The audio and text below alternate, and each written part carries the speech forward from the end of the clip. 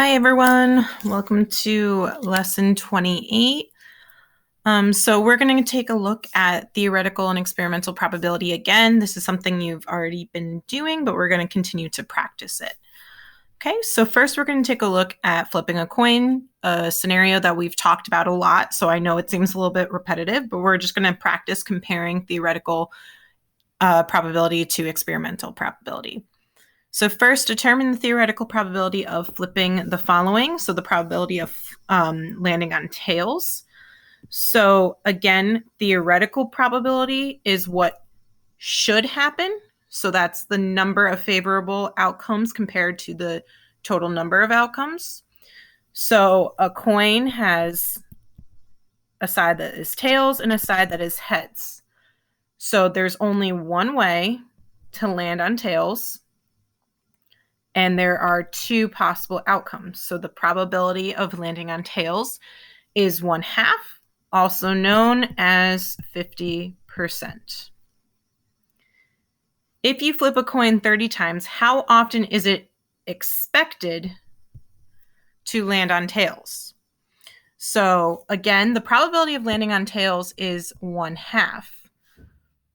But we're talking about if we flip it 30 times. So we need to write an equivalent fraction out of the total of 30. So to go from 2 to 30, we multiply by 15. So we have to do the same thing to the numerator. So 1 times 15 is 15, which means if we're flipping the coin 30 times, we should expect to land on tails 15 times. Okay, so now we're going to use a digital coin flip, and we're going to flip it 10 times and record the results below. Unfortunately, just for this recording, you're not going to be able to see me actually flipping the coin, but I will be doing it live for you to see at our live lesson. Okay, so my first flip, it is tails. Flip number 2, heads. Flip number 3 was tails. Flip number 4, tails. Flip number 5 was tails. Number 6, heads. 7, heads. 8, tails. 9, heads. And 10, heads. Okay. So based off of these results, I want to know the experimental probability of getting tails. So remember, we're comparing, we need to know the total. So we already know the total is that it happened 10 times. So that's our denominator. And then we need to count how many times we got tails. So 1, 2, 3, 4, 5. So 5 out of 10 times we landed on tails, which we can convert to a percent. Remember, you do numerator divided by denominator. So 5 divided by 10, and then you multiply that by 100, and you get 50%.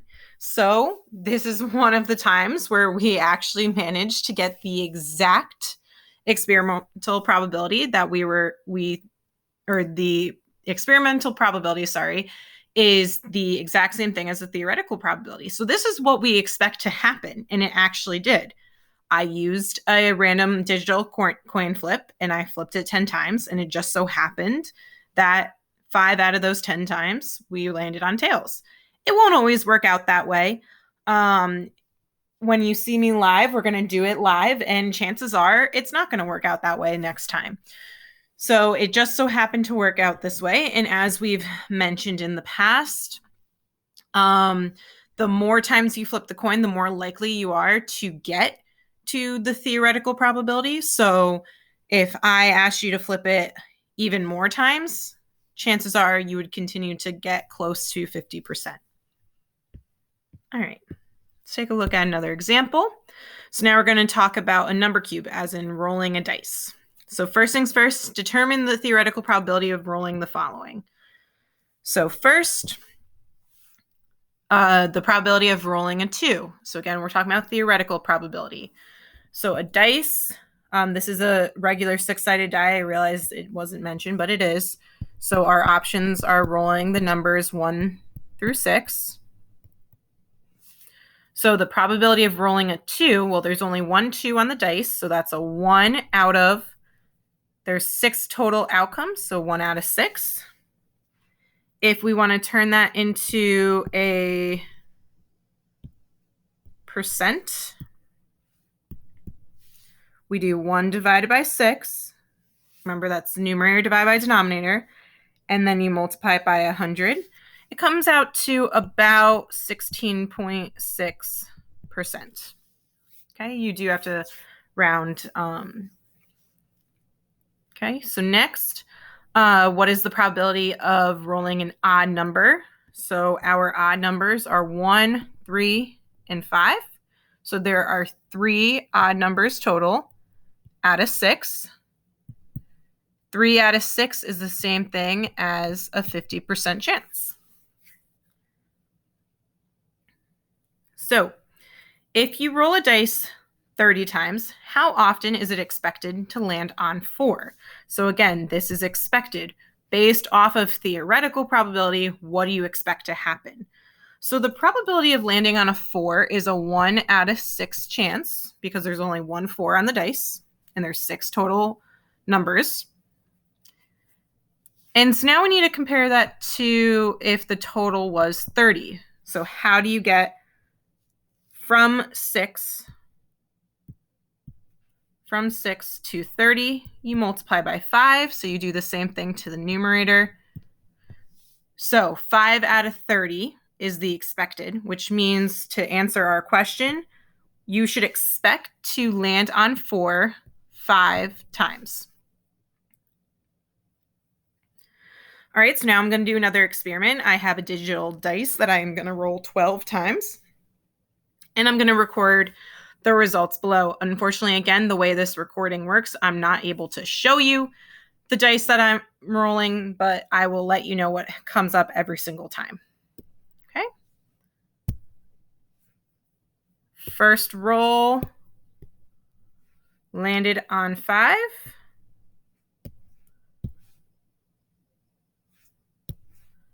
Three, 6, 3, 4, 3, 2, 2, 4, 5, 4, 3. Okay, so again, theoretical probability is very different from experimental probability. However, the more times you do it, the more likely you are to get a probability similar to the theoretical probability. If you notice, I didn't roll a number 1 once. So already that doesn't compare to theoretical probability, because rolling a 1 is a 1 in 6 chance. So theoretically, we should have rolled a 1 at least twice. Same thing with the 6. We only rolled it once, but according to theoretical probability, we should have rolled it twice. So again, there's that big difference between theoretical and experimental. So let's take a look. Based off of your results, find the experimental probability of the following. So first things first, we need to know the number of times we rolled a 2. So here's once and twice. We rolled a 2 twice. So we rolled a 2 out of the 12 times. Converting that to a percent, 2 divided by 12 times 100, 16.6% about. Now let's actually relate that back up to our theoretical probability. We got exactly what we said we would. So that does prove that sometimes experimental probability does work out the way it's supposed to. All right, next we have the probability of rolling an odd number. So I'm just going to circle all my odd numbers in red.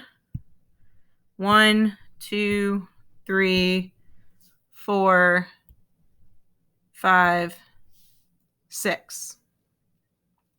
Okay, so we rolled an odd number 6 out of the 12 times. So when you convert that to a percent, you get 50%. Again, this time the experimental probability worked out exactly how we expected it to, because the probability theoretically of rolling an odd number is 50%. Again, it doesn't always work out this way. It just so happened to work out this way. All right, let's take a look at another example. Now we're going to take a look at a spinner. So the spinner we are looking at, again, unfortunately, I'm not able to show you based off of how this recording works, but the spinner has 10 equal spaces with the numbers labeled 1 through 10. So 1, 2, 3, 4, 5, 6, 7, 8, 9, and 10 are all on this spinner, and they're all the same size. So I will write out the possible outcomes for you just as a reference, because unfortunately I know you are not able to see the spinner. Fix that 3. Okay. So determine the theoretical probability of spinning the following. What is the probability of rolling a 7? Well, there's only one space on the spinner that has the number 7. So it's a 1 in 10 chance. A 1 in 10 chance is the same thing as a 10% chance. What's the probability of rolling a 2 or a 3? Well, a 2 is on the spinner once and a 3 is on the spinner once. So in total, there are 2 possible favorable outcomes. And there's a total of 10 possible outcomes. So the probability of rolling a 2 or a 3 is a 2 out of 10 chance, also known as a 20% chance. So if you spin the spinner 30 times, how often would you expect to land on a 9? So spinning a 9 is a 1 in 10 chance, because the 9 only appears on the spinner once. If we're rolling it a total of 30 times, you have to ask yourself, how do I go from 10 to 30? You multiply by 3. So you do the same thing to the numerator. So you should expect to get a 9 3 times out of the 30 spins. So now I'm going to use a digital spinner. Again, I'm sorry that you can't see it, but I'm going to spin it 10 times and I'll record the results below. Okay, spin number 1.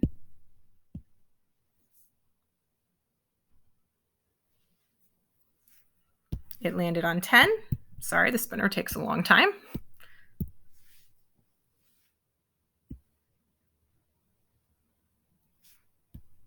9.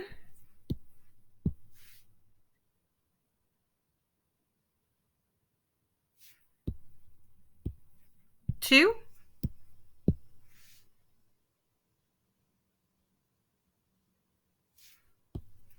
9.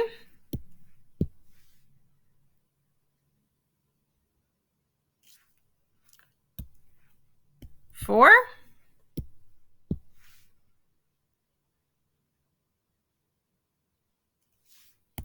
1,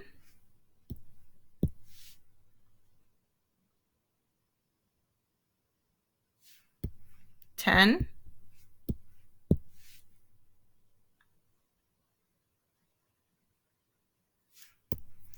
7,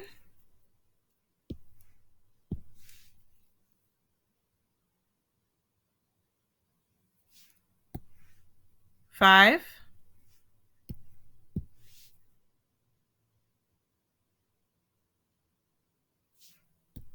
9.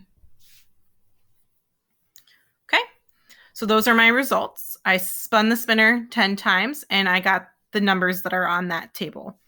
So now we're going to look at experimental probability. Out of the 10 times, I spun a 7 once. So 1 out of 10 times, I spun a 7, which converts to a 10% chance, which does in fact match our theoretical probability that we discussed. Next, the probability of spinning a 2 or a 3. Well, we only spun a 2 once and we didn't spin a 3 at all. So we only spun a 2 or a 3 once out of the 10 times, which converts to a 10% chance, which doesn't match our theoretical probability because we said that that would happen 20% of the time. So this is an example where the experimental probability and the theoretical probability don't always match. But again, going back to if I keep spinning the spinner, the more times I do it, the closer we're going to get to a match between theoretical and experimental probability.